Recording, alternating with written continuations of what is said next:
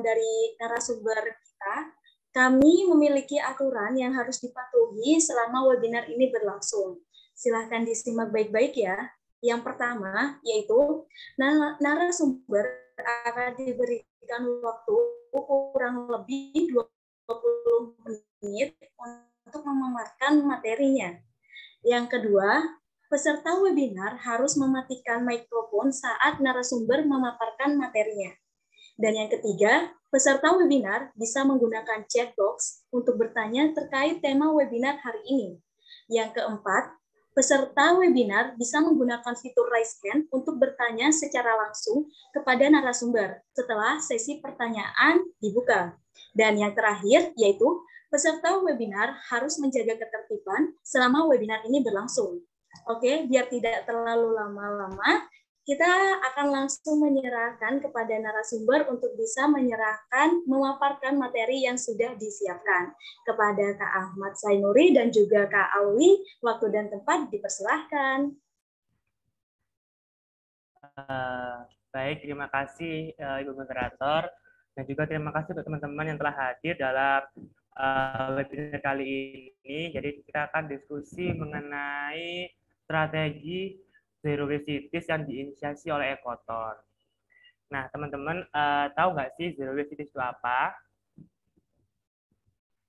Jadi Zero Waste Cities itu merupakan program yang mendorong rumah tangga untuk melakukan pemilahan sampah dari rumah atau dari sumbernya. Nah, tujuan dari Zero Waste Cities ini untuk mengurangi jumlah sampah yang dikirim ke TPA. Kemudian tujuan lain yaitu untuk mengurangi mahalnya biaya pengelolaan sampah dan juga untuk mengatasi persoalan-persoalan kurangnya sarana dan prasarana. Nah, dalam program Zero Waste Cities ini terdapat konsep pemilahan sampah. Dalam konsep pemilahan sampah di program Zero Waste Cities ini, kita akan membagi menjadi 3 jenis sampah. Untuk sampah yang pertama yaitu sampah organik, merupakan sampah yang berasal dari sisa makanan. Kemudian yang kedua itu sampah daur ulang, yaitu sampah yang memiliki nilai jual. Contohnya botol plastik, saset, dan kresek. Kemudian terakhir merupakan sampah residu, yaitu sampah kotor dan tidak memiliki nilai jual. Contohnya itu tisu, popok, pembalut. Next, selanjutnya kita akan melihat video mengenai kondisi TPA yang ada di Kediri.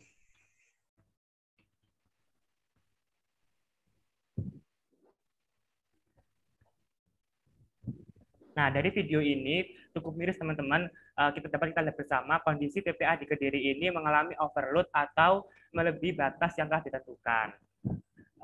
Next. Nah, dari permasalahan yang timbul akibat sampah tadi, pemerintah Kota Kediri mendapatkan permasalahan yaitu TPA yang overload atau melebihi batas telah ditentukan.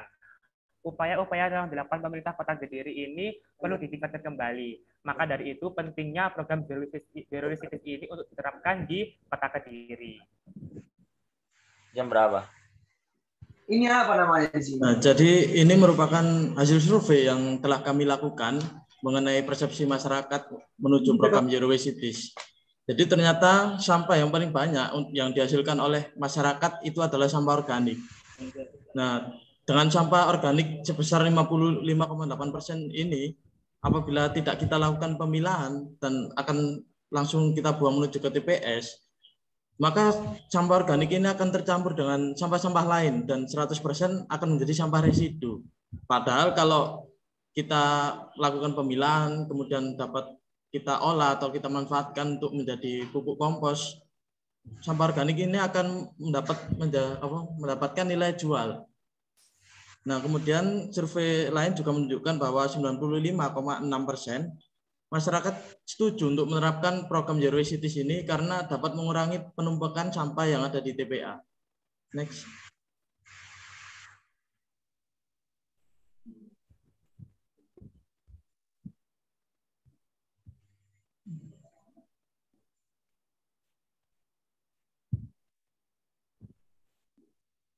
Win kalau udah lapar jumpa lapar. Biasanya gue makan jam 12. Udah lapar sekarang.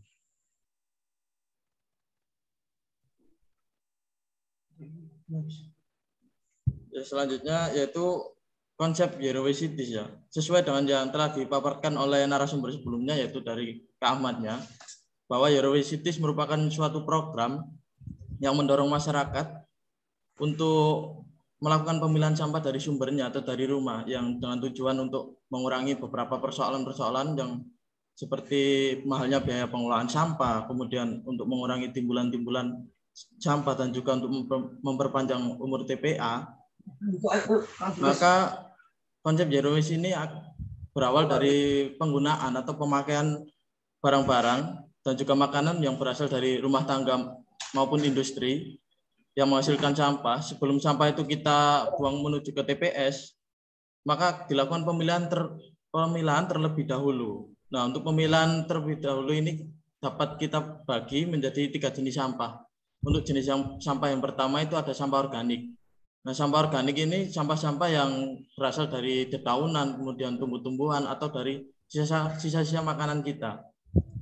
Kemudian jenis sampah yang kedua yaitu sampah daur ulang. Nah, sampah daur ulang ini sampah-sampah yang memiliki nilai jual seperti botol, kertas, dan lain sebagainya. Kemudian untuk jenis sampah yang ketiga yaitu jenis sampah residu. Nah, untuk jenis sampah residu ini jenis sampah yang tidak dapat kita apa-apakan lagi atau tidak dapat kita olah lagi dan tidak memiliki nilai jual. Contohnya itu ada tisu, kemudian popok, dan sebagainya. Nah, setelah kita lakukan pemilahan berdasarkan 3 jenis sampah tersebut, nah sampah-sampah ini akan dilakukan pengangkutan oleh Satgas atau satuan tugas di lingkungan tersebut untuk dibawa menuju ke TPS 3R. Nah, di TPS 3R ini nanti akan dilakukan pengelolaan sampah. Nah, untuk sampah daur ulang dan juga sampah organik. Nah, sampah organik ini akan dilakukan pengolahan untuk dijadikan pupuk kompos. Nah, setelah itu akan dilakukan penjualan produk daur ulang dan juga pupuk kompos. Sedangkan untuk jenis sampah residu akan dilakukan pengangkutan dan akan dibuang di TPA.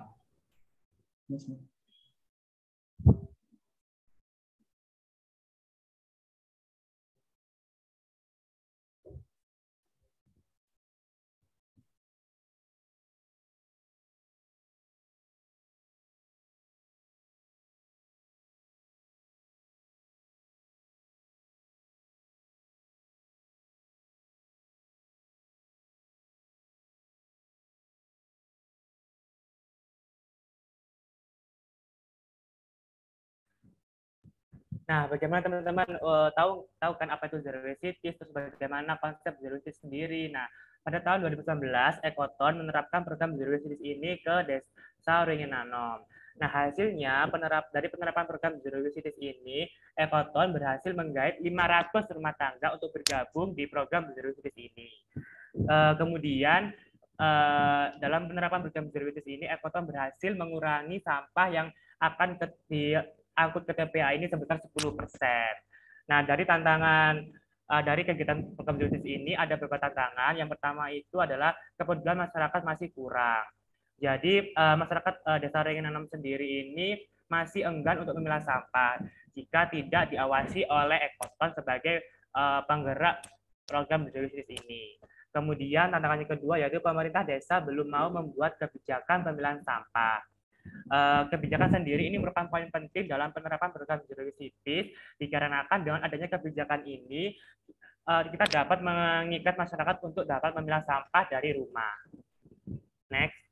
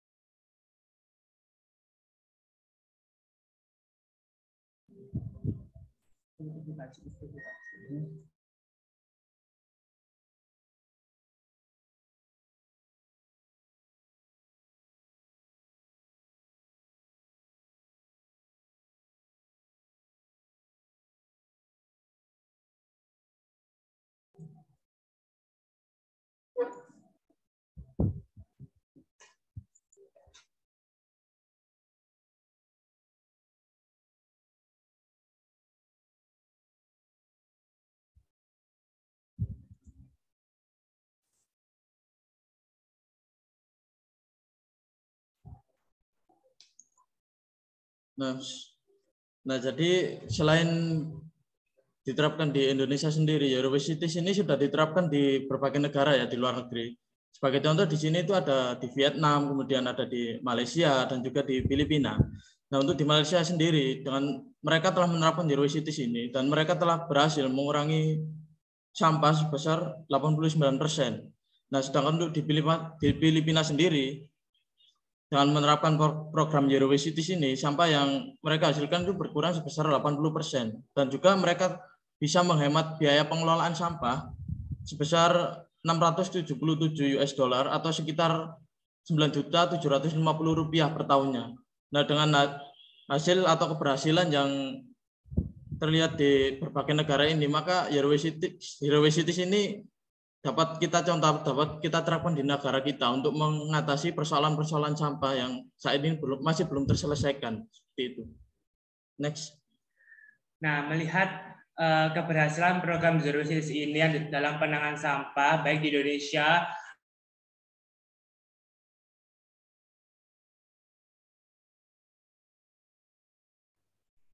melihat keberhasilan program Eurocities ini dalam penanganan sampah baik di Indonesia maupun di luar negeri, Ekoton mendapatkan rekomendasi dari di LHKP Kediri untuk berkunjung ke 3 TPS di Kota Kediri.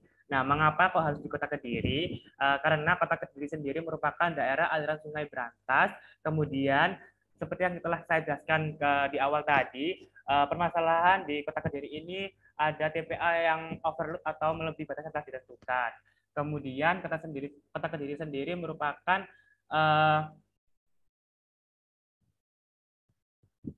seperti yang kemudian asas lainnya yaitu dasar pemilihan wilayah Kota Kediri adalah adanya TPS 3R yang memiliki sistem operasional yang baik namun belum efektif.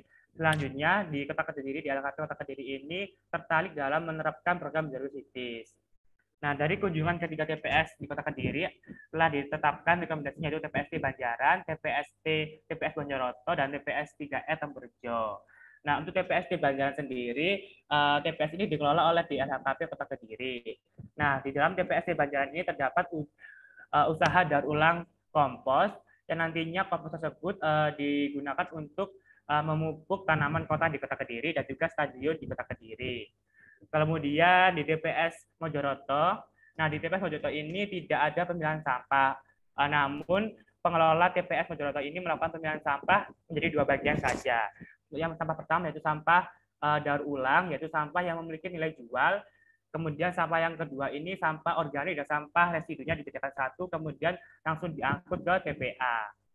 Kemudian di TPS 3 Tempurjo ini fasilitasnya yang cukup baik. Kemudian di dalam TPS 3 Tempurjo ini terdapat berbagai macam tong sampah seperti tong sampah organik sendiri dibedakan, tong sampah daur ulang dibedakan, tong sampah residu dibedakan. Next.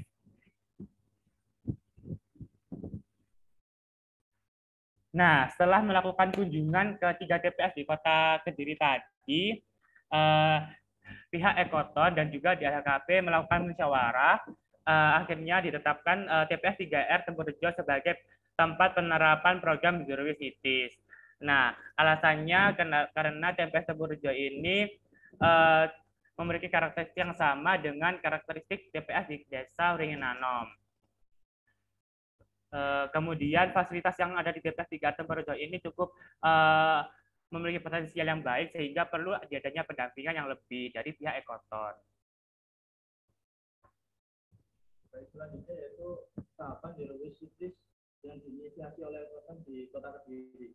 Jadi untuk tahap yang pertama itu perkenalan awal dengan LHKP Kota Kediri. Perkenalan ini berawal dari mohon maaf untuk Kak Alwi, suaranya masih kecil. Mungkin bisa di terlebih dahulu. Oh iya, maaf. Baik, untuk selanjutnya yaitu tahapan Eurocities yang diinisiasi oleh Ekoton di Kota Kediri. Jadi tahapan yang pertama yaitu perkenalan awal dengan LHKP Kota Kediri. Perkenalan awal ini berawal dari acara atau kegiatan yang diselenggarakan oleh YBBP Kota Bandung, yaitu webinar Eurocities Akademik yang diselenggarakan secara virtual. Nah, dalam kegiatan ini dihadiri oleh DLH di seluruh Indonesia dan juga NGO. Nah, NGO sendiri di Jawa Timur ini diwakili oleh Ekoton. Nah, dalam kegiatan ini, DLKP Kota Kediri ini sangat aktif dan juga cukup tertarik untuk melakukan penerapan program Zero Waste Cities di kotanya atau di Kota Kediri. Maka dari itu mereka meminta untuk dilakukan pendampingan dalam penerapan program Zero Waste Cities ini.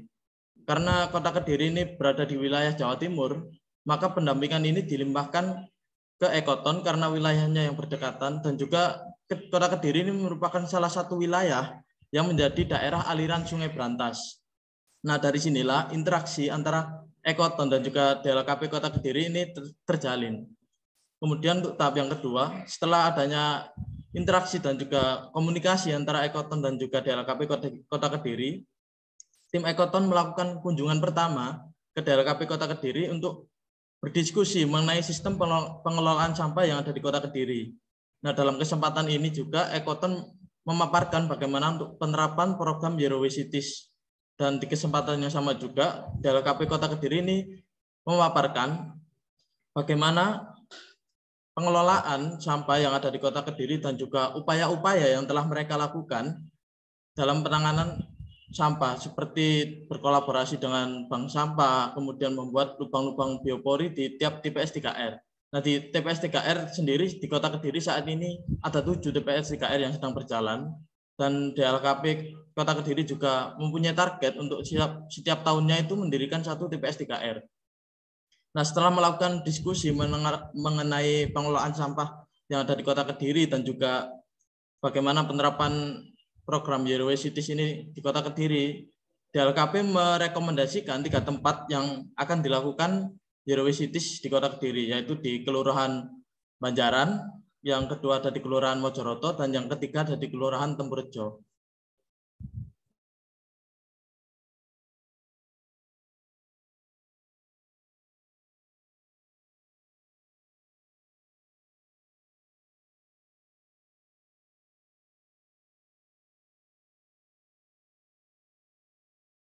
Mohon maaf, untuk Kak Ahmad juga suaranya masih belum terdengar ya.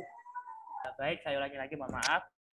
Jadi tahap ketiga ini tahap kunjungan ke 3 TPS di Kota Kediri. Nah, tujuan dari kunjungan ke 3 TPS di Kota Kediri ini untuk melihat karakteristik ketiga TPS tersebut. Nah, 3 TPS ini merupakan TPS Banjaran, TPS Mojoroto, dan TPS 3R Tempurjo. Dari kunjungan tersebut, kita melihat karakteristik dari ketiga TPS di Kota Kediri. Kemudian setelah menilai beberapa karakteristik yang 3 TPS tersebut, didapatkan hasil bahwa TPS 3R Tempurjo ini sebagai tempat penerapan program Zero Waste Cities. Ini merupakan tahap keempat. Dikarenakan TPS 3R Tempurjo ini memiliki potensi yang cukup baik, sehingga perlu adanya pendampingan yang lebih dari pihak Ekoton dan juga DLKP Kota Kediri.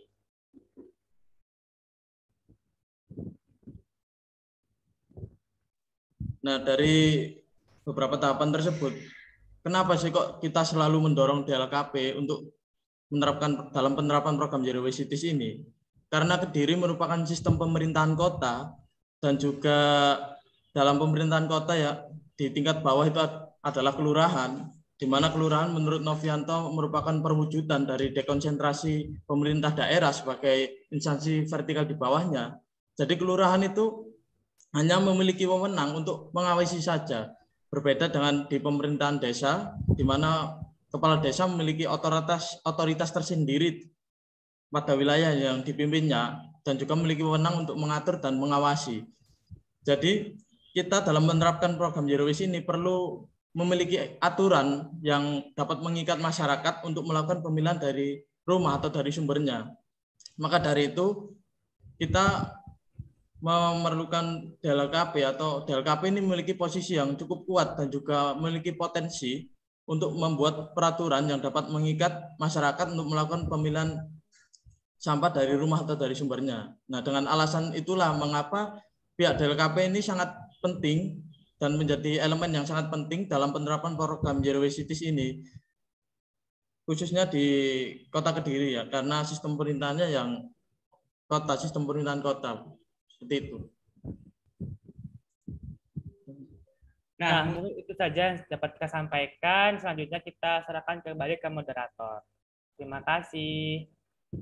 Baik, terima kasih materi yang cukup menarik dari Kak Ahmad dan juga Kak Alwi. Dengan adanya zero waste cities ini menurut saya memang cukup keren ketika nanti bisa diterapkan di semua daerah di Indonesia ya. Karena problem masalah sampah cukup besar. Nah, ini zero waste cities bisa menjadi strategi yang cukup menarik untuk kita terapkan. Nah, dari pemateri sudah menyampaikan materi yang cukup luar biasa.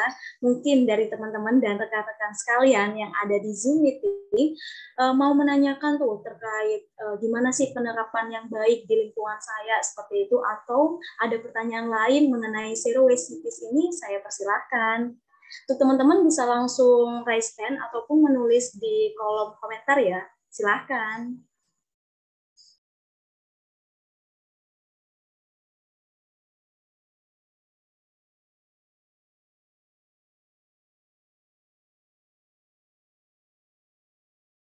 Nah, di sini sudah ada pertanyaan, bisa langsung saya bacakan terlebih dahulu ya. Ini ada dari saudari sebentar.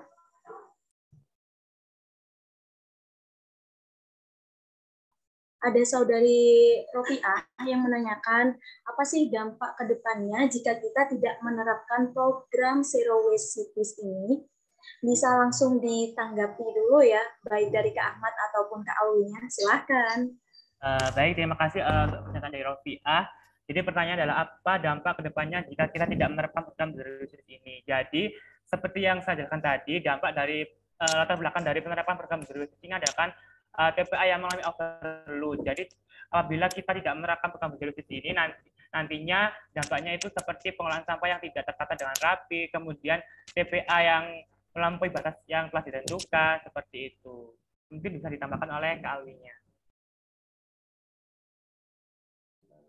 Oh ya, selain TPA yang overload tadi, apabila kita tidak menerapkan program Zero Waste Cities ini, dengan survei yang telah kami lakukan bahwa ada sampah yang paling banyak dihasilkan yaitu sampah organik. Apabila gitu loh, kalau kita tidak menerapkan program Zero Waste Cities ini, di mana dilakukan pemilahan sampah, terus sampah organik itu langsung kita buang dan 100% akan menjadi sampah residu dan tidak dapat digunakan, kan eman. Padahal dengan kita melakukan pemilahan, kemudian sampah organik tersebut dapat kita jadikan pupuk kompos, itu kan dapat kita jual dan dapat menambah ekonomi gitu. Dari segi ekonominya dapat terbantu. Gitu. Itu sih dari saya tuh. Baik, terima kasih atas jawabannya yang cukup luar biasa.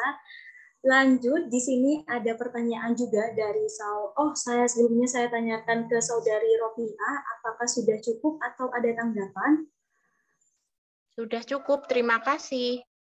Oke, kembali kasih. Lanjut, pertanyaan yang kedua, yaitu dari saudari Rina Elino Vitasari. Saya cukup tertarik dengan program Zero Waste Cities. Apabila saya ingin menerapkan program Zero Waste Cities, apakah tahapan yang saya lakukan harus sama dengan yang dipaparkan oleh pemateri? Bisa langsung dijawab oleh Kak Ahmad atau Kak Alwi. Baik, terima kasih. Pertanyaan cukup menarik dari saudari Rina Eli. Nah, untuk menerapkan program Zero Waste Cities ini, untuk tahapannya itu tidak harus sama. Jadi kita harus melihat terlebih dahulu bagaimana karakteristik yang ada di daerah itu. Apakah itu seperti contoh sistem pemerintahnya itu sistem pemerintahan desa atau kelurahan atau kota, sistem pemerintahan kota. Jadi kita harus melakukan pendekatan ke stakeholder mana yang lebih dahulu. Kalau di desa kita bisa melakukan pendekatan ke kepala desanya untuk membuat kebijakan atau peraturan mengenai sistem pemilihan sampah dari rumah. Nah, itu sudah cukup. Dan apabila kita lihat di sistem pemerintahan kota, maka kita harus mendekati DLKP dan juga RW setempat untuk agar dapat menciptakan peraturan itu. Mungkin ada tambahan dari Kak Ahmadnya. Nah, benar yang dikatakan oleh Kak Alwinya, jadi setiap tempat yang akan dilaksanakan program Zero Waste ini memiliki tahapan yang berbeda-beda. Jadi tahapan yang pertama itu profiling. Jadi kita melihat karakteristik tempat tersebut, melihat karakteristik masyarakat tersebut. Jadi tergantung tempat dulu, seperti itu. Cukup dari saya. Oke, terima kasih atas jawabannya. Bagaimana dari saudari Rina Eli? Apakah sudah cukup?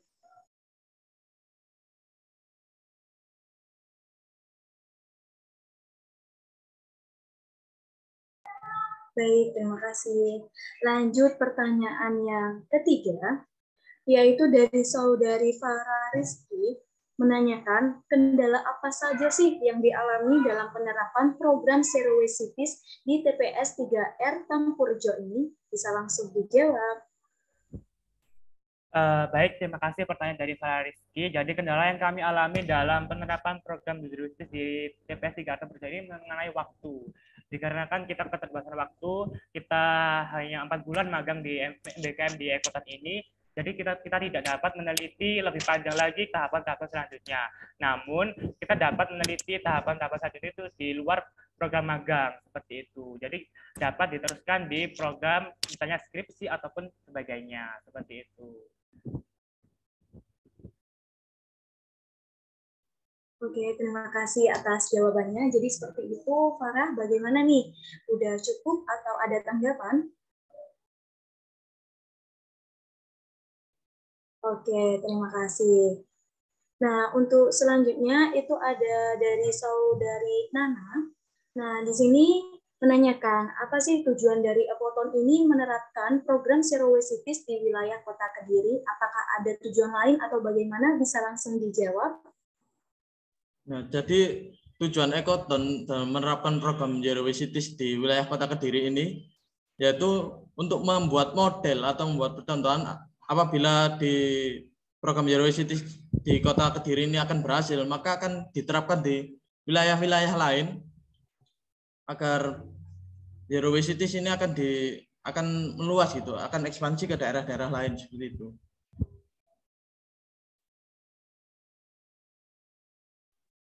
Oke, terima kasih. Oh iya, dari Kak Ahmad. Mungkin tambahan dari saya. Jadi penerapan program Zero Waste ini di Kediri ini sebagai percontohan untuk daerah-daerah lainnya agar dapat mengatasi masalah sampah di daerah tersebut seperti itu. Baik, terima kasih dari Kak Ahmad dan juga Kak Awi. Bagaimana nih dari saudari Nana? Apakah sudah cukup jelas? Baik, terima kasih kembali saya sampaikan kepada saudari Nana. Nah, di sini juga ada yang raise hand kepada saudara Heri Purwanto. Saya persilahkan.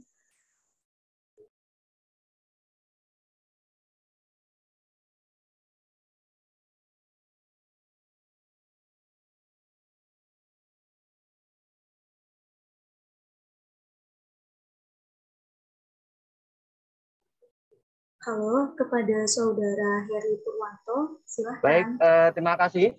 Mohon maaf saya tidak bisa menayangkan video, kebetulan masih di perjalanan. Saya ingin menanyakan kepada dua pemateri, kan mohon maaf, Anda kan mahasiswa Universitas Trunojoyo Madura. Nah, saya kebetulan kan keluarga ada banyak di Perumnas di Telang, pokoknya di wilayah dekat kampus. Kira-kira apa yang bisa Anda berikan terkait dengan kondisi persampahan yang ada di sekitar kampus, karena yang seperti kita ketahui bersama kondisi sampah di sekitar kampus itu luar biasa, jadi cukup mengganggu gitu. Bagaimana? Itu aja. Makasih kontribusi Anda sebagai mahasiswa. Baik, terima kasih atas pertanyaannya. Bisa langsung dijawab oleh Kak Ahmad dan juga Kak Awi. Baik, pertanyaan yang sangat bagus. Terima kasih kepada Pak Heri Purwanto. Jadi permasalahan di sampah di Telang ini kan mengenai alur persampahannya belum tertata dengan rapi, Pak. Jadi kita dapat ketahui bersama bahwa sampah di Telang sendiri khususnya ini masih belum ada TPS atau TPA-nya, Pak. Jadi pengalaman saya di perkuliahan offline kemarin ini offline ini di daerah menuju ke kampus itu kan ada jalan sebelah, kalau dari pelabuhan itu sebelah kiri, sebelah kanannya itu kan ada jalan yang dibuat TPS sementara gitu Pak. Jadi ada sampah-sampah khususnya di kos mahasiswa itu dibuangnya di situ. Jadi belum ada alur pengelolaan sampah yang jelas. Harapan saya sih itu Pak, sampah ini diatur atau dikelola dengan baik, kemudian bisa diterapkan mengenai program Zero Waste ini di Telang, seperti itu. Cukup mungkin ada tanggapan dari Bapak Heri Purwanto. Baik, apakah Anda sanggup untuk melakukan advokasi barangkali untuk memberikan semacam perbaikan lah, minimal ada mungkin program zero waste itu disosialisasikan ke amal gitu. Terima kasih. Baik Pak, dari kami sih sanggup-sanggup saja Pak. Kami bisa untuk bermusyawarah kepada Bapak Rektor khususnya, kan karena kan sampah di sekitar kampus sendiri itu kan masih belum terkelola dengan baik Pak. Contohnya aja sampah di gedung kami di RKBI, di gedung pertanian saja belum jelas mengenai tempat sampahnya mana, belum jelas. Jadi bisa dimusyawarahkan dengan Bapak Rektor seperti itu. Tambahan dari saya, mungkin untuk langkah pertamanya kita akan melakukan sosialisasi sih, terutama kepada teman-teman mahasiswa dulu. Karena dengan teman-teman mahasiswa ini dapat mengerti mengenai persoalan sampah dan juga lain-lain, dapat membantu kita untuk membuat gerakan atau semacamnya lah yang lain untuk mengatasi persoalan sampah secara bersama-sama, terutama di sekitar kampus dan juga di Kecamatan Kamal sendiri ya, seperti itu. Baik, terima kasih. Karena saya pernah dapat laporan dari tetangga di Perumnas, kebetulan beliaunya itu orang dinas Dinas Lingkungan Hidup. Katanya justru yang membuang sampah plastik apa itu yang kadang-kadang di pinggir jalan itu justru mahasiswa. Seperti itu. Nah, artinya saya sepakat ketika Anda tadi bilang ini sosialisasinya kepada mahasiswa dulu, karena memang mahasiswa ini menjadi titik yang kritis ya, yang memang ketika tidak diedukasi pertama kali itu menjadi masalah. Sementara ketika kita melihat tumpukan sampah di sekitar kampus ini menjadi ironis. Sebenarnya ini secara tidak langsung mahasiswa harus istilahnya apa, bisa memberikan semacam edukasi. Itu saja. Terima kasih. Terima kasih. Baik, terima kasih saya sampaikan ke Bapak Heri Purwanto atas pertanyaannya. Nah, saya tawarkan kembali kepada teman-teman dan rekan-rekan sekalian, apakah ada pertanyaan kembali terkait strategi Zero Waste Cities ini? Saya persilahkan.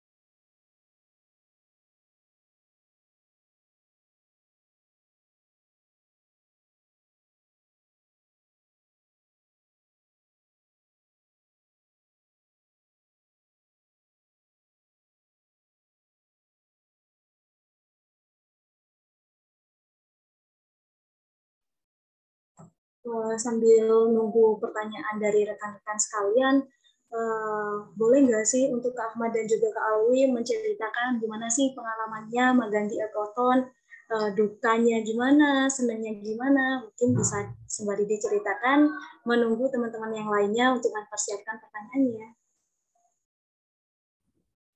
Baik, saya cerita dari sukanya dulu. Sebenarnya nggak ada dukanya sih, dukanya mungkin capek karena magangnya ini emang magang, bener-bener magang dan bener-bener kerja banget gitu. Sukanya itu kita dapat teman baru, baik teman dari teman-teman magang sendiri, misalnya ada teman dari anak UMM, anak Untak, anak dari SMK di Yorejo, seperti itu. Banyak pengalaman sih, kita dapat mengetahui mengenai bahaya sampah sekali pakai, apa itu mikroplastik, dan apa itu zero waste ini, dan emang benar-benar seru, dan juga kepada teman-teman dan orang-orang kantor dari Ekoton ini sendiri itu seru, dan kita emang gimana ya, seru banget, pokoknya seru banget magang di Ekoton. Mungkin ada dari Mas Alwinya. Ya, kalau dari saya selama magang di Ekoton ini cukup banyak sukanya ya daripada dukanya, bahkan hampir tidak ada gitu dukanya. Karena di sini ya seperti yang dikatakan Kak Ahmadnya tadi, di sini tuh banyak teman yang sesama magang juga, dan di kantor juga seru. Kita dapat mengenal berbagai masalah sampah, mengenal bagaimana pengelolaan sampah, dan juga bahaya-bahaya sampah plastik dan juga mikroplastik. bagaimana bahayanya seperti itu. Jadi kita di sini tuh lebih banyak mengenal teman, nambah teman dan juga nambah relasi juga. Ya, seperti itu sih. Wah, keren banget nih. Kan di sini juga ada teman-teman yang dari agribisnis juga mungkin nanti bisa mengikuti jejak langkah dari Kak Ahmad dan juga Kak Alwi, karena memang banyak banget pengalaman yang bisa kalian dapatkan ketika kalian magang di Ekoton ini. Kemudian sudah berapa lama sih Kak Ahmad dan juga Kak Alwi ini magang di Ekoton? Kita magang MBKM Industri ini 4 bulan, dan kebetulan tanggal akhir Desember nanti kita sudah selesai memakai MBKM di Ekoton ini. Keren banget nih. Karena di chat ini juga belum ada yang bertanya, mungkin sudah cukup jelas. Tapi nanti jika teman-teman ada yang dibingungkan dan pengen menerapkan gimana sih strategi zero waste cities ini bisa diterapkan di lingkungan kalian, bisa langsung tanya-tanya ke Kak Ahmad dan juga ke Kak Alwinya ya. Bersedia ya Kak Ahmad dan Kak Alwi? Cukup bersedia. Oke, keren-keren banget. Oh iya, saya juga mau mengingatkan kepada seluruh peserta forum yang sudah ada di Zoom meeting ini untuk melakukan absensi ya. Saya kirimkan kembali terkait linknya. Nah, itu sudah ada, dan untuk teman-teman sekalian silakan untuk melakukan presensinya. Oke, jika memang sudah tidak ada yang bertanya kembali, saya ucapkan terima kasih kepada seluruh peserta webinar yang telah menghadiri dari mulai tadi jam 10 sampai hingga saat ini. Semoga semua materi yang sudah disampaikan oleh Kak Ahmad dan juga Kak Alwi bisa bermanfaat bagi kita semua, dan kita yang sebagai mahasiswa yang notabene-nya sebagai agent of change bisa menerapkan hal ini juga. Zero waste cities, keren banget emang. Dan sebelum kita mengakhiri sesi webinar kali ini, saya minta untuk keseluruhan yang ada di forum untuk on-cam terlebih dahulu, dan kita melakukan sesi foto-foto tentunya. Silahkan di on-cam terlebih dahulu. Udah banyak nih. Yuk segera. Mbak Dini mungkin segera on-cam, Mbak Mardiana, Kak Zainal Arifin, Mbak Uswa, yuk segera on cam.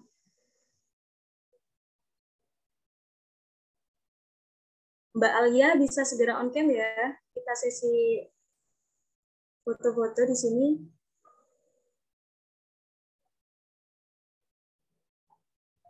Oke, kepada yang bertugas silahkan.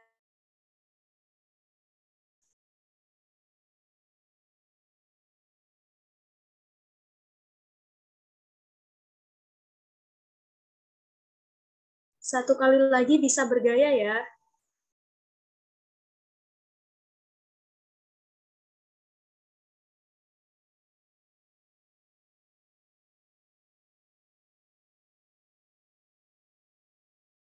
Oke, siap. Terima kasih. Saya ucapkan terima kasih kembali kepada teman-teman sekalian. Semoga bermanfaat ilmu yang sudah diberikan oleh Kak Ahmad dan juga Kak Alwi. Dan silahkan menunggu webinar-webinar selanjutnya ya. Saya akhiri. Wabillahi taufiq wal hidayah. Wassalamualaikum warahmatullahi wabarakatuh. See you next time. Terima kasih semuanya.